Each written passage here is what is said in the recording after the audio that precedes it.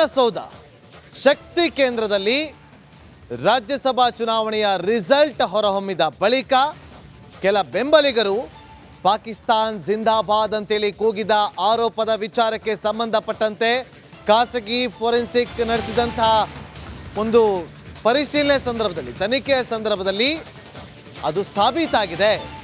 ಪಾಕ್ ಪರ ಘೋಷಣೆ ಕೂಗಿದ್ದಾರೆ ಅಂತೇಳಿ ಅದನ್ನ ಬಹಿರಂಗಪಡಿಸಲಾಗಿದೆ. ಪಾಕಿಸ್ತಾನ್ ಪರ ಘೋಷಣೆ ಕೂಗಿದ್ದು ನಿಜ. ಖಾಸಗಿ FSL ವರದಿಯಲ್ಲಿ ಅಸಲಿ ಸತ್ಯ ಈಗ ಬಹಿರಂಗ ಆಗಿದೆ. ಸರ್ಕಾರದ ವರದಿ ಬರೋವರೆಗೂ ಕೂಡ ನಿರ್ಧಾರವಿಲ್ಲ ಅಂತೇಳಿ ಗೃಹ ಸಚಿವರಾಗಿರುವಂಥ ಡಾಕ್ಟರ್ ಜಿ ಪರಮೇಶ್ವರ್ ಅವರು ಹೇಳಿಕೆಯನ್ನು ಕೊಟ್ಟಿದ್ದಾರೆ.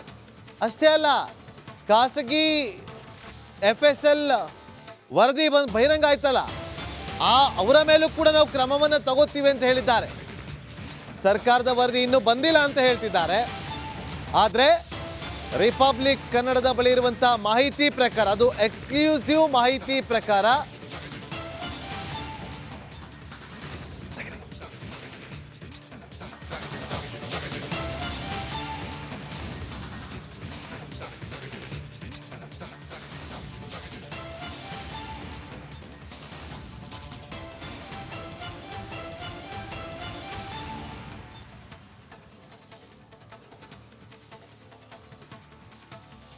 ಸ್ಕ್ರೀನ್ ಮೇಲೆ ಕೂಡ ಗಮನಿಸ್ತಾ ಇದ್ದೀವಿ. ನಮ್ಮ ಸ್ಕ್ರೀನ್ ಮೇಲೆ ನಿಮಗೆ ತೋರಿಸ್ತಾ ಇದ್ದೀವಿ ನೋಡಿ. FSL ವರದಿ ಅಂದರೆ ಖಾಸಗಿ ಫೋರೆನ್ಸಿಕ್ ಎಕ್ಸ್ಪರ್ಟ್ ಒಬ್ಬರು ಅದಕ್ಕೆ ಸಂಬಂಧಪಟ್ಟಂತೆ ಒಂದು ರಿಪೋರ್ಟ್ ಅನ್ನ ತಯಾರು ಮಾಡಿದ್ರು. ಆ ರಿಪೋರ್ಟ್ ಈಗ ಬಹಿರಂಗ ಆಗಿದೆ. BJP ತನ್ನ ಅಧಿಕೃತ ಖಾತೆಯಲ್ಲಿ ಇದನ್ನ ಟ್ಯಾಗ್ ಕೂಡ ಮಾಡಿತ್ತು. ನೋಡಿ ಯಾವ ರೀತಿಯಾಗಿ ಘೋಷಣೆನ ಕೂಗಿದ್ದಾರೆ ಅಂತೇಳಿ. ಇವತ್ತು ಬೆಳಗ್ಗೆ ಇದರ ಬಗ್ಗೆ ಸವಿಸ್ತಾರವಾಗಿ ಅದನ್ನು ಫೋರೆನ್ಸಿಕ್ ಎಕ್ಸ್ಪರ್ಟ್ ಆದಂಥ ಫಣೀಂದ್ರ ಅವರು ಹೇಳಿದರು ಯಾವ ರೀತಿಯಾಗಿ ಇದನ್ನು ನಾವು ಪರಿಶೀಲನೆ ಮಾಡಿದ್ದೀವಿ ಅಂತ ಹೇಳಿ. ನೋಡಿ, ಈಗ ಈ ವಿಚಾರ ರಾಜಕೀಯವಾಗಿ ತಿರುವನ್ನು ಪಡೆದುಕೊಳ್ತಾ ಇದೆ. ಭಾರೀ ಸಂಚಲನವನ್ನು ಕೂಡ ಸೃಷ್ಟಿ ಮಾಡಿದೆ. ಅದಕ್ಕೆ ಸಂಬಂಧಪಟ್ಟಂತೆ ಒಂದು ರಿಪೋರ್ಟ್ ಇದೆ. ಮೊದಲಿಗೆ ಅದನ್ನು ನೋಡ್ಕೊಂಬನ್ನಿ.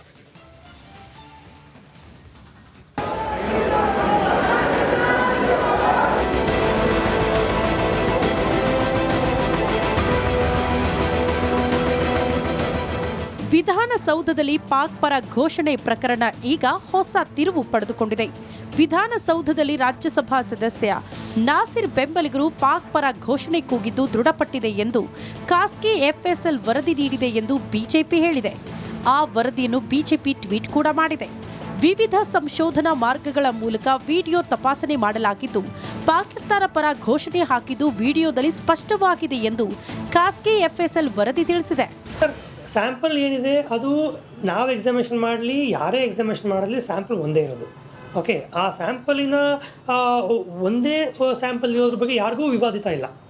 ಒಂದೇ ಸ್ಯಾಂಪಲ್ ಇರೋದು, ಅದನ್ನು ನಮಗೂ ಕೊಡಲಿ, ಯಾರೇ ಎಕ್ಸಾಮಿನೇಷನ್ ಮಾಡಲಿ. ಸೊ ನಾವು ಫಾಲೋ ಮಾಡಿರೋಂಥ ಪ್ರೊಸೀಜರ್ನ ಯಾರೇ ಫಾಲೋ ಮಾಡಿದ್ರು ಕೂಡ ಅದೇ ರಿಸಲ್ಟ್ ಬರಬೇಕಿದೆ. That is what is meant by forensics. ನಾವೇನು ಫಾಲೋ ಮಾಡಿರ್ತೀವಿ ರಿಪೋರ್ಟಲ್ಲಿ ಮೆನ್ಷನ್ ಮಾಡಿರ್ತೀವಿ, ಯಾವ್ಯಾವ ಟೂಲ್ಸ್ ಯೂಸ್ ಮಾಡಿರ್ತೀವಿ, ಯಾವ್ಯಾವ ಆಸ್ಪೆಕ್ಟ್ ಇನ್ವೆಸ್ಟಿಗೇಷನ್ ಮಾಡಿರ್ತೀವಿ, ಅದೆಲ್ಲ ನಾವು ರಿಪೋರ್ಟಲ್ಲಿ ಮೆನ್ಷನ್ ಮಾಡಿರ್ತೀವಿ. ಅದನ್ನು ಬೇರೆ ಎಕ್ಸ್ಪರ್ಟ್ ಅಂತಲೇ ಅಲ್ಲ, ಯಾರೇ ಅದನ್ನು ಫಾಲೋ ಮಾಡಿದ್ರು ಕೂಡ ಆ ಪ್ರೊಸೀಜರ್ನ ಫಾಲೋ ಮಾಡಿದಾಗ ಅದೇ ರಿಪೋರ್ಟ್, ಅದೇ ರಿಸಲ್ಟ್ ಬರಬೇಕು ಅಂತ ನಾವೇನು ಹೇಳ್ತೀವಿ. ಆ ಒಂದು ಪ್ರಕ್ರಿಯೆ ಮಾತ್ರನೇ ಕೋರ್ಟಲ್ಲಿ ಇವತ್ತಿನ ದಿನ ಸೈಂಟಿಫಿಕ್ ವ್ಯಾಲಿಡಿಟಿ ಅಂತ ಕರೆಯೋದು. ಅದು ಸೈನ್ಸ್ ಇಲ್ಲ ಅಂತ ಕೇಳಿದ್ರೆ, ಅದು ನನಗೆ ಅನಿಸಿದ ಪ್ರಕಾರ ನಾನು ಕೊಡ್ತಿದ್ದೀನಿ ಅಂತ ಕೇಳಿದ್ರೆ that will have no validity. So it's a science. So ನಾವೇ ಮಾಡಲಿ, ಯಾರೇ ಮಾಡಲಿ, ಆ ಪ್ಯಾರಾಮೀಟರ್ಸ್ ಪ್ರಕಾರ ಮಾಡಿದ್ರೆ ಅದೇ ರಿಸಲ್ಟ್ ಬರುತ್ತೆ ಅನ್ನೋ ಕಾನ್ಫಿಡೆನ್ಸ್ ನನಗಿದೆ. ಆದರೆ ಗೃಹ ಸಚಿವ ಪರಮೇಶ್ವರ್ ಮಾತ್ರ ಯಾವುದೇ ಕಾರಣಕ್ಕೂ ಖಾಸಗಿ FSL ವರದಿಯನ್ನು ಗಣನೆಗೆ ತೆಗೆದುಕೊಳ್ಳಲಾಗದು ಅಂತ ಹೇಳಿದ್ದಾರೆ. ಯಾರು ಖಾಸಗಿಯಾಗಿ ಅವ್ರದ್ದೇನು ಲ್ಯಾಬೊರೇಟರಿ ಇದೆಯಾ ಅಥವಾ ಅವ್ರು ಅನಾಲಿಸಿಸ್ ಮಾಡಿದಾರ ಖಾಸಗಿಯವರು? ಯಾರು ಗೊತ್ತಿಲ್ವಲ್ಲ ನಮಗೆ. ಅಂಥವ್ರು ಯಾರಾದರೂ ಇದ್ದರೆ ಅದನ್ನು ನೋಡ್ತೀನಿ ನಾನು. ಯಾವ ಪರ್ಮಿಷನ್ ತೊಗೊಂಡು ಅವ್ರು ಮಾಡ್ತಾ ಇದ್ದಾರೆ, ಅವ್ರಿಗೆ NOC ಯಾರು ಕೊಟ್ಟಿದ್ದಾರೆ, ಅಥವಾ ಈ ರೀತಿ ರಿಪೋರ್ಟ್ಗಳನ್ನ ಬಹಿರಂಗ ಮಾಡೋದಕ್ಕೆ ಅವರಿಗೆ ಅಧಿಕಾರ ಇದೆಯಾ, ಅದನ್ನೆಲ್ಲ ಪರಿಶೀಲನೆ ಮಾಡಿಸ್ತೇನೆ. ಈ ವರದಿ ಬಹಿರಂಗವಾಗುತ್ತಿದ್ದಂತೆಯೇ ಸರ್ಕಾರದ ವಿರುದ್ಧ ಬಿಜೆಪಿ ಮುಗಿಬಿದ್ದಿದೆ. ನಮಗೆ ಸಿಕ್ಕಿರೋ ಮಾಹಿತಿ ಪ್ರಕಾರ ಹೇಳಿದ್ದೇವೆ. ಅವರು ಸರ್ಕಾರಕ್ಕೂ ಮಾಹಿತಿ ಬಂದಿದೆ, ಯಾಕೆ ಇನ್ನೂ ಮುಚ್ಚಿಟ್ಟಿದ್ದಾರೋ ಗೊತ್ತಿಲ್ಲ. ತಕ್ಷಣ ಅದನ್ನು ಬಿಡುಗಡೆ ಮಾಡಿದ್ರೆ ಸತ್ಯಾಂಶ ಎಲ್ರಿಗೂ ಗೊತ್ತಾಗುತ್ತೆ. ಅದನ್ನು ಮಾಡಬೇಕು ಅಂತ ಸರ್ಕಾರಕ್ಕೆ ಅದೇ ಸರ್ಕಾರನೇ ಅದ್ರ ಬಗ್ಗೆ ಉತ್ತರ ಕೊಡಬೇಕಷ್ಟೇ. ಅನಗತ್ಯವಾಗಿ ಡಿಲೇ ಮಾಡ್ತಿದ್ರೆ ಇಷ್ಟು ಡಿಲೇ ಆಗೋ ಅಗತ್ಯ ಇರಲಿಲ್ಲ. ತಕ್ಷಣ ಅದನ್ನು ಬಿಡುಗಡೆ ಮಾಡಬೇಕು, ಏನು ರಿಪೋರ್ಟ್ ಇದೆ ಅದನ್ನು ವಾಸ್ತವಿಕ ಸಂಗತಿ ರಾಜ್ಯದ ಜನತೆಗೆ ದೇಶ ಜನತೆಗೆ ಗೊತ್ತಾಗಬೇಕು ಅನ್ನೋ ಒತ್ತಾಯವನ್ನು ಮಾಡಿ. ಈ ನಡುವೆ ಎಫ್ಎಸ್ಎಲ್ ವರದಿ ಬಗ್ಗೆ ಪ್ರಿಯಾಂಕ್ ಖರ್ಗೆ ಮತ್ತು ಸಚಿವ ಪರಮೇಶ್ವರ್ ಪರಸ್ಪರ ತದ್ವಿರುದ್ಧ ಹೇಳಿಕೆ ನೀಡಿರುವುದು ಬಹಿರಂಗವಾಗಿದೆ. ಕಾಂಗ್ರೆಸ್ ಕೂಡ ಖಾಸಗಿ ಎಫ್ಎಸ್ಎಲ್ ವರದಿ ಮಾಡಿಸಿದೆ ಅಂತ ಫೆಬ್ರವರಿ 28ರಂದು ಪ್ರಿಯಾಂಕ್ ಖರ್ಗೆ ಹೇಳಿದ್ರು. ಉಭಯ ನಾಯಕರ ಈ ಹೇಳಿಕೆಗಳನ್ನು ನೋಡಿ, ಇದು ಒಂದು ಕಾಲ್ಪನಿಕ ಘಟನೆ. ಆಡಿಯೋನಲ್ಲಿ ಭಾಳ ಕ್ಲಿಯರ್ ಆಗಿ ನಾಸೀರ್ ಹುಸೇನ್ ಜಿಂದಾಬಾದ್, ಸೈಯದ್ ಸಾಬ್ ಜಿಂದಾಬಾದ್ ಅಂತ ಹೇಳೋದು ಕೇಳಿಸ್ತಾ ಇದೆ. ನಾವು ಕೂಡ ಭಾಳ ಜವಾಬ್ದಾರಿಯಾಗಿ ಒಬ್ಬ ಪಕ್ಷದ ಸಂವಹನ ಅಧ್ಯಕ್ಷನಾಗಿ ಆ ಆಡಿಯೋ ಬಂದಾಗ ಹಲವಾರು ಮೀಡಿಯಾದ ವಿಡಿಯೋ ಫುಟೇಜು, ಆಡಿಯೋ ಫುಟೇಜು, ರಾ ಫುಟೇಜು ತೊಗೊಂಡು ಖಾಸಗಿಯಾಗಿ ನಾವು ಆಡಿಯೋ ಫೊರೆನ್ಸಿಕ್ ಮಾಡಾದಮೇಲೆ ನಾವು ನಮ್ಮ ಪಕ್ಷದ ನಿಲುವನ್ನು ಹಾಕಿದ್ದೀವಿ ನಿನ್ನೆ. ನನಗೆ ಗೊತ್ತಿಲ್ಲ ಅವರು ಯಾವ ಮಾಹಿತಿ ತೊಗೊಂಡು ಹೇಳಿದ್ರೋ ಗೊತ್ತಿಲ್ಲ. ಬಟ್ ನನಗೆ ನಮ್ಮ ಇಲಾಖೆಗೆ ಸಂಬಂಧಪಟ್ಟ ವಿಚಾರ ಆದದ್ರಿಂದ ನಾವು ನಿನ್ನೆ ಕೂಡ ನಾನು ನಮ್ಮ ಹಿರಿಯ ಅಧಿಕಾರಿಗಳ ಸಭೆಯನ್ನು ಮಾಡಿದ್ದೇನೆ. ನಮ್ಮ ಏನು ಮೊನ್ನೆ ಆಗಿದ್ದು ಬಾಂಬ್ ಬ್ಲಾಸ್ಟ್ ಬಗ್ಗೆ ಇದು ಈ ವಿಷಯದ ಬಗ್ಗೆ ಚರ್ಚೆ ಮಾಡಿದ್ದೇವೆ. ಅದರ ಅಪ್ಡೇಟ್ ತೊಗೊಂಡಿದ್ದೇನೆ ನಾನು. ಈ ವೈರುಧ್ಯವನ್ನು ಬಿಜೆಪಿ ಕೂಡ ಪ್ರಶ್ನೆ ಮಾಡಿದೆ. ಪಾಕಿಸ್ತಾನ್ ಜಿಂದಾಬಾದ್ ಅನ್ನೋಂಥ ಘೋಷಣೆಗಳನ್ನು ಕೂಡದಂಥ ಸಂದರ್ಭದಲ್ಲಿ ಈ ಘೋಷಣೆನೇ ಕೂಗಿಲ್ಲ ಅಂತ ಮಾನ್ಯ ಡಿ.ಕೆ. ಶಿವಕುಮಾರ್ ಅವರು, ಲಕ್ಷ್ಮೀ ಹೆಬ್ಬಾಳ್ಕರ್ ಅವರು, ಪ್ರಿಯಾಂಕಾ ಖರ್ಗೆ ಅವರು ಹೇಳಿದರು. ಈಗ ಎಫ್.ಎಸ್.ಎಲ್ ರಿಪೋರ್ಟ್ ಬರ್ತಾ ಇದೆ. ನಮಗೆಲ್ಲ ಗೊತ್ತಿರೋ ಪ್ರಕಾರ ಎಫ್.ಎಸ್.ಎಲ್ ರಿಪೋರ್ಟ್ನಲ್ಲಿ ಯಾವುದೇ ತಿರುಚಿಲ್ಲ ಅನ್ನೋಂಥ ರಿಪೋರ್ಟಿಗೆ ಅಲ್ಲಿ ಬಂದಾಗಿದೆ. ಈ ನಡುವೆ ಹಲವಾರು ಪ್ರಶ್ನೆಗಳು ಜನರಲ್ಲಿ ಉಂಟಾಗಿದೆ. ಎಫ್ಎಸ್ಎಲ್ ವರದಿ ಸರ್ಕಾರಕ್ಕೆ ಸಲ್ಲಿಕೆಯಾಗಿದ್ದರೆ ಬಹಿರಂಗ ಆಗಿಲ್ಲ ಯಾಕೆ? ವರದಿ ಸಲ್ಲಿಕೆ ಇಲ್ಲ ಎಂದಾದ್ರೆ ಸಲ್ಲಿಕೆಗೆ ತಡ ಯಾಕಾಗ್ತಿದೆ? ಖಾಸಗಿ ವರದಿ ಸಿದ್ಧವಾದರೂ ಸರ್ಕಾರದ ವರದಿ ರೆಡಿ ಇಲ್ಲ, ಯಾಕೆ ವಿಳಂಬ? ಸರ್ಕಾರ ಉದ್ದೇಶಪೂರ್ವಕವಾಗಿ ವಿಳಂಬ ಧೋರಣೆ ಅನುಸರಿಸುತ್ತಿದೆಯೇ? ಕಾಂಗ್ರೆಸ್ ಎಫ್ಎಸ್ಎಲ್ ವರದಿಯ ಅಸಲಿಯತ್ತೇನು? ಬಿಜೆಪಿಯ ಆರೋಪಗಳಿಗೆ ಸರ್ಕಾರದ ಸ್ಪಷ್ಟನೆ ಏನು? ಒಟ್ನಲ್ಲಿ ಸರ್ಕಾರದಿಂದ ಎಫ್ಎಸ್ಎಲ್ ವರದಿ ಯಾವಾಗ ಬರುತ್ತೋ ಪಾಕ್ ಪರ ಘೋಷಣೆ ಕೂಗಿದ್ದು ನಿಜವಾ ಎಂದು ಸರ್ಕಾರದಿಂದಲೇ ಬಹಿರಂಗವಾಗಬೇಕಿದೆ. ಡಾಕ್ಟರ್ ಫಣೀಂದ್ರ ಅವರು ಈ ಒಂದು ವರದಿಯನ್ನು ತಯಾರು ಮಾಡಿದ್ದು. ಫಣೀಂದ್ರ ಅವರು ಯಾರು ಅಂತೇಳಿ ಸರ್ಕಾರಕ್ಕೆ ಗೊತ್ತಿದೆಯೋ ಇಲ್ಲೋ ಗೊತ್ತಿಲ್ಲ. ಆದರೆ ಇವತ್ತು ಇಡೀ ಪೊಲೀಸ್ ಇಲಾಖೆಗೆ ಹೋಗಿ ಕೇಳಿ, ಫಣೀಂದ್ರ ಅವರು ಯಾರು, ಯಾವೆಲ್ಲ ಕೆಲಸಗಳನ್ನು ಪೊಲೀಸ್ ಇಲಾಖೆಗೆ ಮಾಡಿಕೊಟ್ಟಿದ್ದಾರೆ ಅಂತೇಳಿ. ಬಹಳಷ್ಟು ಕೇಸ್ಗಳಲ್ಲಿ ಸಹಾಯವನ್ನು ಮಾಡಿದ್ದಾರೆ ಫಣೀಂದ್ರ ಅವರು.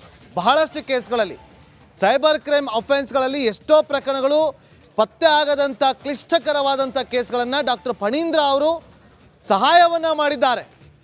ಇರಲಿ, ಅದರ ಬಗ್ಗೆ ಮಾತಾಡ್ತಾ ಹೋದರೆ ಲಿಸ್ಟೇ ಇದೆ ನಮ್ಮ ಹತ್ರ. ಈಗ ಡಾಕ್ಟರ್ ದಿನೇಶ್ ರಾವ್ ಅವರು ಕೂಡ ಫೋರೆನ್ಸಿಕ್ ಎಕ್ಸ್ಪರ್ಟ್ ನಮ್ಮೊಂದಿಗೀಗ ಜಮ್ಮುವಿನಿಂದ ಅವರು ಜಾಯ್ನ್ ಆಗಿದ್ದಾರೆ ಮಾತನಾಡೋದಕ್ಕೆ ಅಂತೇಳಿ. ಡಾಕ್ಟರ್ ದಿನೇಶ್ ರಾವ್ ಅವರೇ ನಮಸ್ಕಾರ. ನನ್ನ ಧ್ವನಿ ಕೇಳಿಸ್ತಾ ಇದೆ ಅಂತ ಭಾವಿಸ್ತೀನಿ.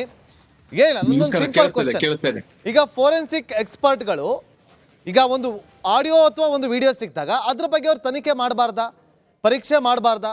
ಪರೀಕ್ಷೆ ಮಾಡಿದ್ರು ಕೂಡ ಅದನ್ನು ಬಹಿರಂಗ ಆದರೂ ಕೂಡ ಅವ್ರ ಮೇಲೆ ಕ್ರಮ ಆಗುತ್ತಾ, ಕ್ರಮ ತಗೋತೀವಿ ಅಂತೇಳಿ ಗೃಹ ಸಚಿವರು ಹೇಳ್ತಿದ್ದಾರಲ್ಲ, ಇದು ಹೇಗಿದು? ಸ್ವಲ್ಪ ನಮ್ಮ ವೀಕ್ಷಕರಿಗೆ ಅರ್ಥ ಮಾಡಿಸಿ. ನೋಡಿ ನಾಗೇಂದ್ರ ಅವರೇ, ಈಗ ಫಣೀಂದ್ರ ಅವರು ಈ ಒಂದು ಪರೀಕ್ಷೆಗೆ ಬೇಕಾದ ಕ್ವಾಲಿಫಿಕೇಶನ್ ಆಗ್ಲಿ, ಎಕ್ಸ್ಪೀರಿಯನ್ಸ್ ಆಗ್ಲಿ, ಟ್ರೈನಿಂಗ್ ಆಗ್ಲಿ ಇದ್ದಲ್ಲಿ ಅಂಡ್ ಅವ್ರು ಮಾಡಿರೋ ಈ ಒಂದು ಪರೀಕ್ಷೆ ಏನಿದೆಯಲ್ಲ, if that confirms with the standard operating procedure ಅಂತೀವಿ, ಅದಕ್ಕೆ ಕನ್ಫರ್ಮ್ ಆಗಿದ್ರಲ್ಲಿ definitely that particular report is valid. But ಪ್ರಶ್ನೆ ಯಾವಾಗ ಬರುತ್ತೆ ಅಂದ್ರೆ, ಈ ರಿಪೋರ್ಟ್ ಅನ್ನು ಅವ್ರು ಮಾಡ್ಲಿಕ್ಕೆ ಯಾರು ಕೇಳಿದ್ರು, ವಿಚ್ ಕ್ರೈಮ್ ಸ್ಯಾಂಪಲ್ ಅಂತೀವಿ ನಾವು, ವಿಡಿಯೋ ಏನು ಇನ್ ಕ್ವಶನ್ ಏನಿದೆ ಅದಕ್ಕೆ ನಾವು ಕ್ರೈಮ್ ಸ್ಯಾಂಪಲ್ ಅಂತೀವಿ, ಆ ಸ್ಯಾಂಪಲ್ ನ ಯಾರು ಕೊಟ್ಟಿದ್ಯಾರು, ಆಮೇಲೆ ಇದನ್ನ ಟೆಸ್ಟ್ ಸ್ಯಾಂಪಲ್ ಅಂತೀವಿ, ಆ ಟೆಸ್ಟ್ ಸ್ಯಾಂಪಲ್ ನ ಒದಗಿಸಿದಾರ, ಮತ್ತೆ ಇವ್ರು ಮಾಡಿರೋ ಮೆಥಡಾಲಜಿ ಸ್ಟ್ಯಾಂಡರ್ಡ್ ಇದೆಯೋ ಇಲ್ವೋ ಅಂತ, then the question the debate arises on that. ಆಮೇಲೆ ಮೂರನೇದು, ಏನಾದರೂ ಈಗ ಫೊರೆನ್ಸಿಕ್ ಲ್ಯಾಬ್ ನಲ್ಲಿ, ಗೌರ್ಮೆಂಟ್ ಫೊರೆನ್ಸಿಕ್ ಲ್ಯಾಬ್ ನಲ್ಲಿ ಬಂದಿದ ರಿಪೋರ್ಟ್ಗೂ ಇವ್ರಿಗೂ ವ್ಯತ್ಯಾಸ ಬಂದಾಗ, then definitely he can be questioned about the authenticity of his procedure or his method adopted. ಅವಾಗ ಸ್ಟ್ಯಾಂಡರ್ಡ್ ಯಾವುದು ಕಂಪ್ಲೈ ಆಗತ್ತೆ ಅದು ವ್ಯಾಲಿಡ್ ಆಗುತ್ತೆ. ಬಟ್ ಒನ್ಲಿ ಥಿಂಗ್ ಇಸ್ ಏನಂದ್ರೆ, ಈಗಿರೋ ಲೀಗಲ್ ಪ್ರಾವಿಷನ್ ಅಲ್ಲಿ ಇವರ ರಿಪೋರ್ಟ್ ಕೋರ್ಟ್ಗೆ ಪೊಲೀಸ್ ಅಕ್ಸೆಪ್ಟ್ ಮಾಡ್ದಲೇನೆ ಇರ್ಬೋದು, ಬಟ್ ಅವರು ಅದರಲ್ಲಿ ಪರಿಣಿತಿ ಹೊಂದಿ ಟ್ರೈನಿಂಗ್ ತಕೊಂಡು ಅದರ ಕ್ವಾಲಿಫಿಕೇಶನ್ ಇದ್ದು ಅವ್ರು ಮಾಡಿದ್ದಲ್ಲಿ that is is professional privilege. Ganesh ಅವರೇ ನೋಡಿ, ಈಗ ಇವತ್ತು ನೀವು ಸೆಂಟ್ರಲ್ ಏಜೆನ್ಸಿ ಪರವಾಗಿ ಕೆಲಸಗಳನ್ನ ಕೂಡ ಮಾಡಿದ್ದೀರಿ, ಆ ವಿಚಾರ ಮಾತಾಡ್ತಿಲ್ಲ ನೋಡಿ. ಈಗ ದೇಶ ಅಂತ ಬಂದಾಗ ಪ್ರತಿಯೊಬ್ಬರ ಕಾಳಜಿ ಕೂಡ ಇದ್ದೇ ಇರುತ್ತೆ, ಯಾಕೆ ನಾವು ಇದನ್ನ ಒಂದು ಪರೀಕ್ಷೆ ಮಾಡಬಾರ್ದು ಅಂತೇಳಿ. ಆ ಒಂದು ಆಯಾಮದಲ್ಲಿ ಮಾಡಿರ್ಬೋದು, ಅದರಲ್ಲಿ ತಪ್ಪೇನು ಅಂತೇಳಿ ಇವತ್ತು ಸಾರ್ವಜನಿಕ ವಲಯದಲ್ಲಿ ಕೇಳಿ ಬರ್ತಾ ಇರುವಂಥ ಪ್ರಶ್ನೆ. ಕರೆಕ್ಟ್. ಇದೇನಾಗುತ್ತೆ ಅಂದ್ರೆ ನಾವು ಮಾಡಿರ್ತಕ್ಕಂಥ ಪರೀಕ್ಷೆಗಳು ಎಲ್ಲ ಒಂದು ಅಫಿಷಿಯಲ್ ಡೊಮೇನ್ ಇದ್ದಾಗ ಲೀಗಲ್ ಸ್ಕ್ರೂಟಿನಿ ಆಗತ್ತೆ. ಲೀಗಲ್ ಸ್ಕ್ರೂಟಿನಿ ಅಂದ್ರೆ collection of that sample and that method of collection of sample and chain of custody ಅಂತೀವಿ. ಆಫ್ಟರ್ ಕಲೆಕ್ಟಿಂಗ್ ದ ಸ್ಯಾಂಪಲ್ ಯಾರು ಒದಗಿಸ್ತಾರೆ ಫಾರ್ ದ ಎಕ್ಸಾಮಿನೇಷನ್, ಅದಕ್ಕೆ ಒಂದು ಚೈನ್ ಆಫ್ ಕಸ್ಟಡಿ ಅದು maintain ಆಗಿದೆ ಅಂತ ಪ್ರಶ್ನೆ ಬರುತ್ತೆ. This is called legal scrutiny of evidence material. So ಅದನ್ನ ಬಟ್ ಇವ್ರು ಪರೀಕ್ಷೆ ಮಾಡಿದ್ದು, ಇವ್ರ ಕ್ವಾಲಿಫಿಕೇಶನ್ ಟ್ರೈನಿಂಗ್ ಇದರಲ್ಲಿ ಇದ್ದು, ಈ ಪರೀಕ್ಷೆ ಮಾಡಿದ್ದು ಸ್ಟ್ಯಾಂಡರ್ಡ್ ಪ್ರೊಸೀಜರ್ ಪ್ರಕಾರ ಇದ್ದಲ್ಲಿ the report is definitely authenticated. ಇವ್ರಿಗೆ ಪ್ರಶ್ನೆ ಕೇಳಿಬೇಕಾದ್ರೆ ಕೋರ್ಟ್ ಅಲ್ಲಿ ಇವರು ಈ will defend himself about is procedure. ಅದು ಬಿಟ್ಟು and more than that it is professional privilege. ನಿಮ್ಗೆ ಅಕ್ಸೆಪ್ಟ್ ಮಾಡೋದು ಬಿಡೋದು ನಿಮ್ಗೆ ಬಿಟ್ಟಿದ್ದು. ಈಗ ಕೋರ್ಟ್ ಅಕ್ಸೆಪ್ಟ್ ಮಾಡೋದಿಲ್ಲ, ಬೇಡ, ಬಟ್ ನೀವು ಮಾಡಬೇಡಿ.